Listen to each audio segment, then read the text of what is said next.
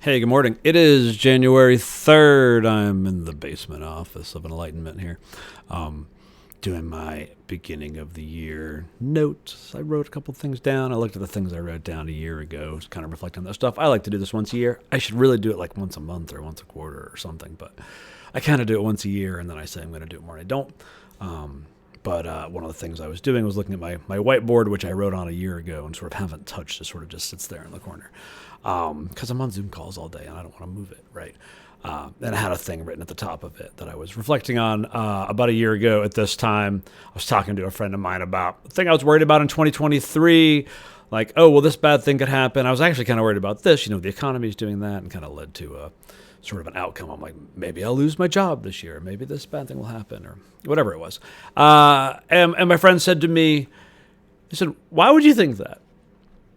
And I kind of blinked twice and I said, well, because of these reasons, like there are reasons behind it. And they said, oh, okay. But just asking it kind of from the outside made me think a couple of things. One, having to restate the reasons, like, oh, well, because I'm looking at these indicators and these things, and my imagination goes, well, I know how this could go, and just having to sort of explain why I was feeling the way or why I was thinking this kind of thought pattern the way I was helpful just to kind of reflect on it.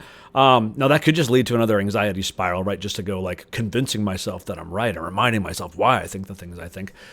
That could certainly be a negative outcome, but the other was, this person sort of knew all the details, the things going on in the world and in my life that were going on, and did not reach the same conclusions. They had seen the facts and reached different or inconclusive conclusions, or just reached different thoughts instead, as a reminder of, oh, sure, you're seeing these things and that could lead to this, but also it's not obvious. It's not inevitable. It was not obvious to them that the conclusion I was worried about was the one that was going to happen, and just to have it go, oh, yeah, I guess I'm inferring a lot and kind of guessing a lot and sort of being preemptively anxious about a lot. That someone else could look at the same numbers and add them up and get to a different total, and then go, oh yeah, I don't get that with my math. Like, why do you think that? So I liked it. It was a helpful interrupt into a little bit of a spiral that I was in. So I wrote it on the whiteboard. I just wrote, why would you think that? Question mark. I pull a quotes around it so I remember it was from them.